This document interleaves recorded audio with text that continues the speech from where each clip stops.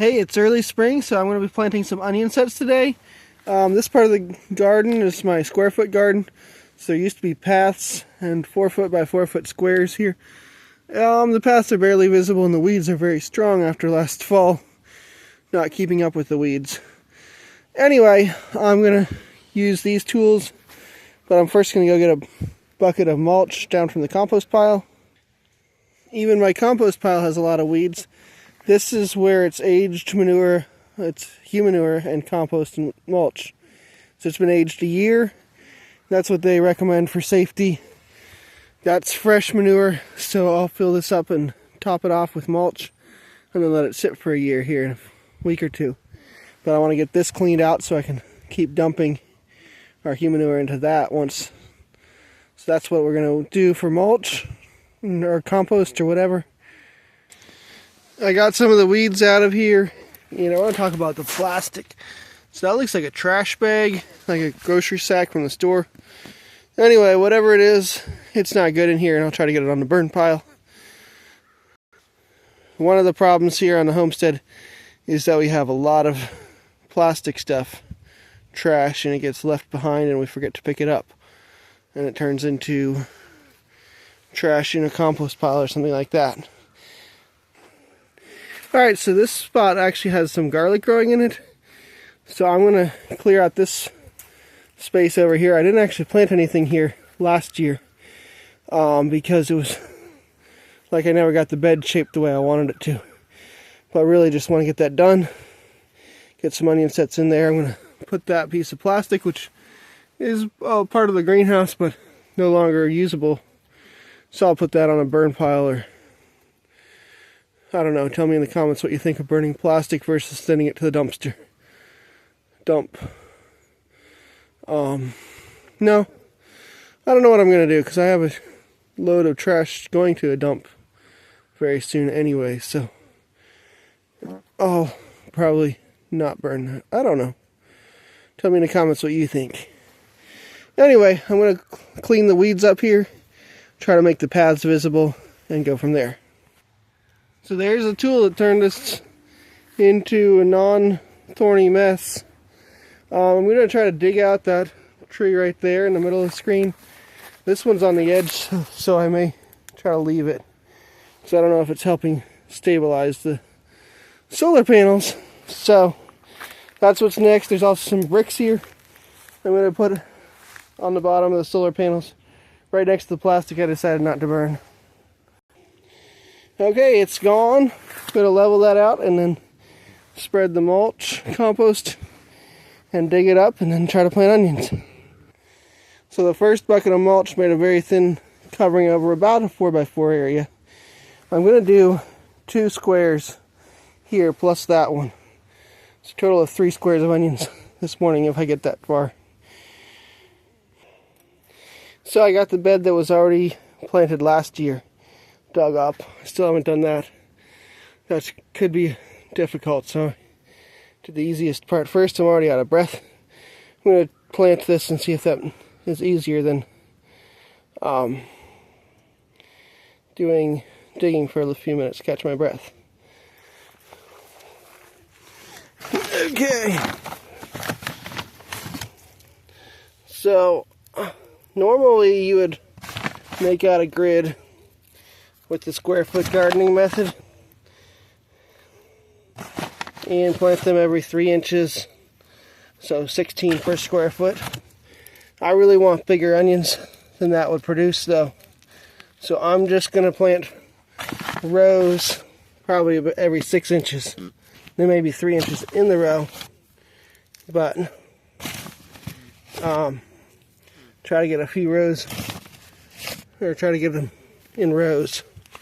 I also want them kind of on the contour coming downhill. Last year I did some videos about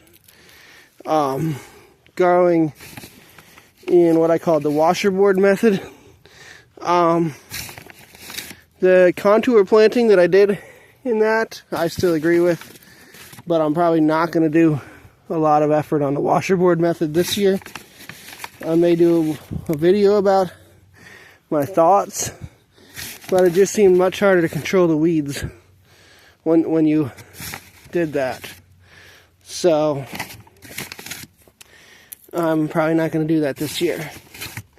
I will try to plant on the contours. I didn't see a lot of upside, but to having the washerboard, I thought it was going to be super beneficial. Okay, next row. So I think that's about 6 inches, maybe 5 inches apart. These rows. So I don't know how good the video quality is, 'cause it's just my hand coming and planting one after another.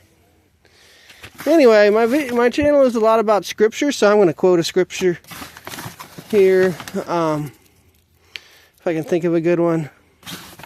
It should be about crops or planting. So, what would that be? Well, Adam tilled the garden, or he was supposed to.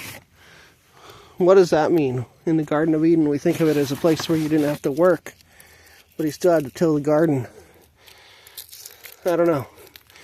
I think he planted and harvested, but weed control was not as big of an issue. I don't think the thorns got caused pain or caused reduced production. I think the thorn plants existed, but I think there may have been, like, the thorn genes were hidden and not. So he may have had plants that we now see as thorny, but the thorns didn't come.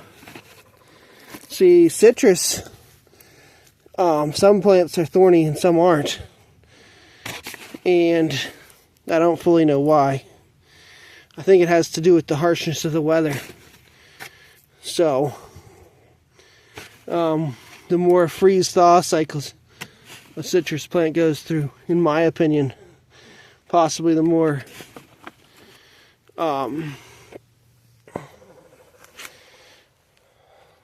thorns they have. We were in southern Tennessee a couple years ago and found some wild citrus, lemons, Meyer lemons. And it freezes there pretty much every winter. They were in a slightly protected microclimate, which you'd expect. But the citrus just can handle some of that. Anyway, I haven't thought of a good scripture verse to quote from memory. So, could be something totally unrelated here. In the beginning was the Word, and the Word was with Elohim, and the Word was Elohim.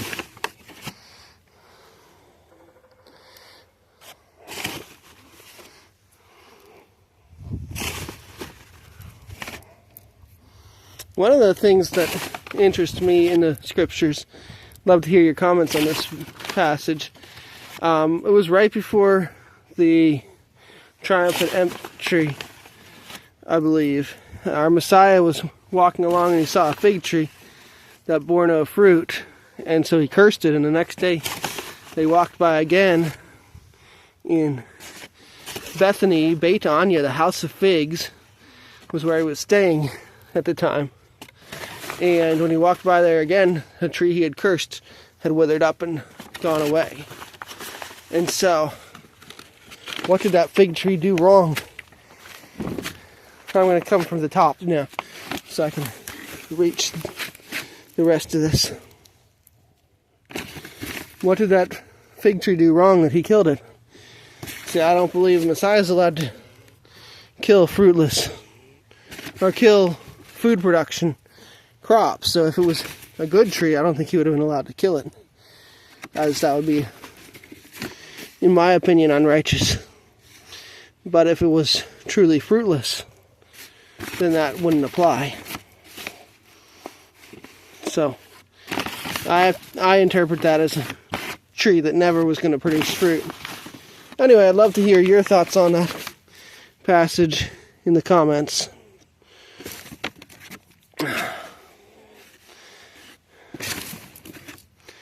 another passage, I think this is in Deuteronomy 11.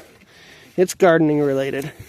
So it's talking about how in Israel they had to water by foot, which I think is you carry a bucket of water and walk to wherever your plants are.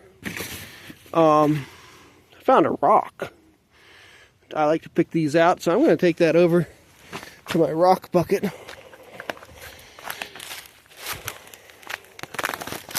Someday soon when I'm feeling energetic, I'll take that and fix a pothole in our driveway.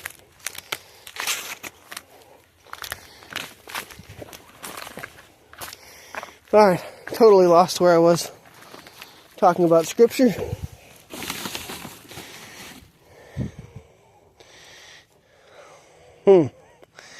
Well, I'm just going to keep planting while I try to remember where I was. Okay, the watering by foot. Does that mean they were carrying water in Egypt to each plant and then they didn't have to do that in Israel? Because modern day Israel is pretty requiring of a lot of water, a lot of irrigation. Now today they have developed drip tape and other watering systems, so they don't have to water it by hand, but it's still a lot of water being done there. And so that verse in Deuteronomy, I think it's the middle of the chapter 11. Anyway, there's a square foot garden bed planted. This video is already 11 minutes long, so ask me in the comments how this went, but I'm not going to bore you with the rest of that video, making it longer.